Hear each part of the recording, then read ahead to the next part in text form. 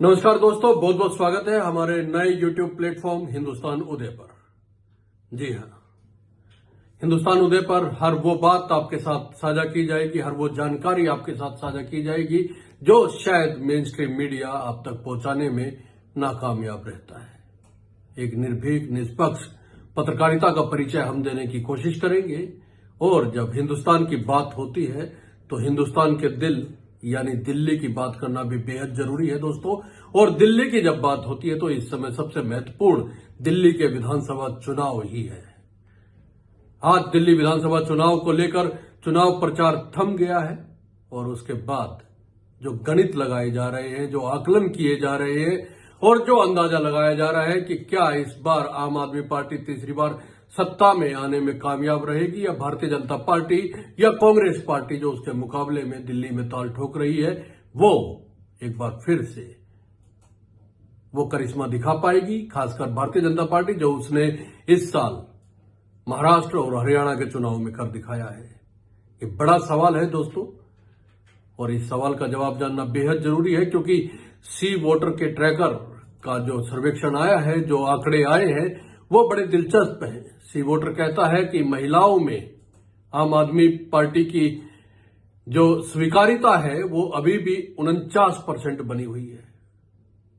49% महिलाएं चाहती है कि दिल्ली में आम आदमी पार्टी की सरकार बने, जबकि भारतीय जनता पार्टी के हक में यह आंकड़ा 43% का है। माने ये माना जा सकता है कि 0.6% जो है वो महिलाएं दिल्ली में फिर से आम आदमी पार्टी की सरकार चाहती है। ये सी वोटर का ट्रैकर कहता है, जो कल शाम को आंकड़े आए हैं, बजट के बाद के ये आंकड़े हैं। महत्वपूर्ण बात यह है, लेकिन महिलाओं के साथ साथ अगर पुरुषों की बात करें दिल्ली में तो ये आंकड़ा आम आदमी पार्टी और भारतीय जनता पार्टी में 45% पर आके अटक गया है। यानी कि कोई लीड आम आदमी पार्टी को पुरुषों के सेगमेंट में हम देखें तो नहीं है। यानी कि 45% पुरुष चाहते हैं कि दिल्ली में बीजेपी की सरकार बने और 45% पुरुष चाहते हैं कि दिल्ली में आम आदमी पार्टी की सरकार बने। बड़ा महत्वपूर्ण आंकड़ा है ये, लेकिन इससे ज्यादा महत्वपूर्ण बात यह है कि आखिर दलित और मुस्लिम वोट इस बार किस ओर जा रहा है। क्योंकि मुस्लिम वोट में सेंध लगाने के लिए दिल्ली में कांग्रेस पार्टी ने भी इस बार जो इलेक्शन लड़ा है उसे माना जा रहा है कि बड़ी मजबूती के साथ कांग्रेस पार्टी ने दिल्ली में ताल ठोकी है, प्रचार किया है और उस प्रचार का काफी नतीजा भी सामने देखने को मिल सकता है। ये 5 तारीख को पता चलेगा और 8 तारीख को जब नतीजे आएंगे तब पता चलेगा। लेकिन अगर सिर्फ बीजेपी और आम आदमी पार्टी की बात करें तो इस बार दलित वोट बैंक में बड़ा उलटफेर देखने को मिल सकता है। दलित आरक्षित सीटों की अगर हम बात करें तो 12 सीटें हैं। वैसे तो 70 की 70 सीटों पर दलित वोट महत्व रखता है, लेकिन 12 सीटें ऐसी है जहां पे दलित वोट उलटफेर कर सकता है और यहां पे भारतीय जनता पार्टी का आंकड़ा कुछ बड़ा है और 32% सी वोटर का ट्रैकर कहता है कि 32% दलित वोट इस बार भारतीय जनता पार्टी के हक में है। लेकिन अगर आम आदमी पार्टी की बात करें तो ये आंकड़ा 60% पर पहुंचता है। यानी कि 60% दलित वोट इस बार भी आम आदमी पार्टी के हक में वोट कर सकते हैं और जो लीड दलित वोट बैंक में आम आदमी पार्टी को मिलती हुई दिख रही है वो 29% की है। 29% दलित वोट इस बार भी आम आदमी पार्टी को ज्यादा मिल सकते हैं, ये सी वोटर का ट्रैकर कहता है।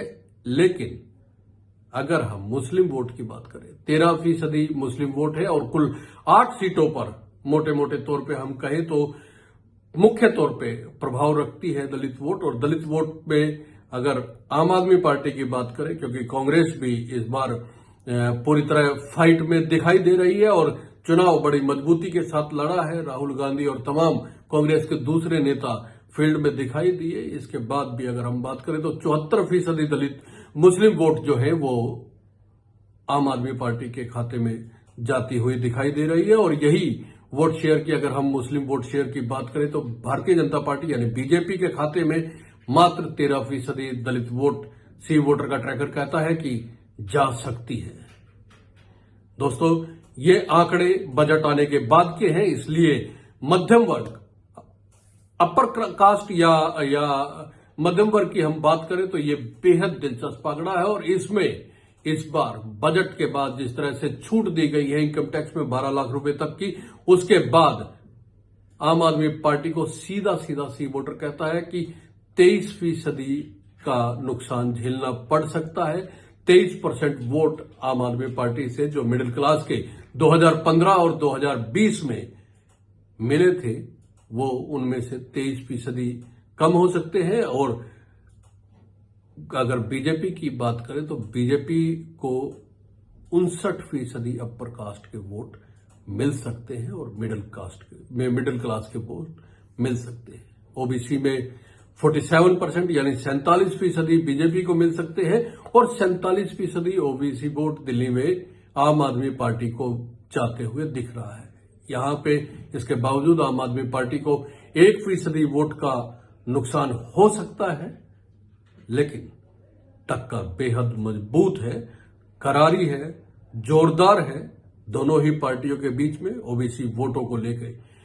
अब बात कर लेते हैं कि जो लोग सरकार बदलना चाहते हैं, क्योंकि 10 साल की एंटी इनकम्बेंसी आम आदमी के पार्टी के साथ जुड़ी हुई है। इसके अलावा जो भ्रष्टाचार के आरोप आम आदमी पार्टी पर लगे हैं, आम आदमी पार्टी के नेताओं पर लगे हैं और लगभग बड़ी लीडरशिप संजय सिंह से लेके अरविंद केजरीवाल से लेके मनीष सिसोदिया, सत्येंद्र जैन, तमाम बड़े नेता जेल तक होके आए हैं। तो उसके बाद जो करप्शन के आरोप लगे हैं और एंटी इनकम्बेंसी जो आम आदमी पार्टी के खिलाफ बनी है, उसके बाद अगर हम बात करें कि कितने फीसदी लोग आम आदमी पार्टी से सरकार से नाराज हैं, कितने फीसदी लोग सरकार बदलना चाहते हैं और कौन लोग ऐसे हैं जो नाराज तो है लेकिन सरकार नहीं बदलना चाहते, इसमें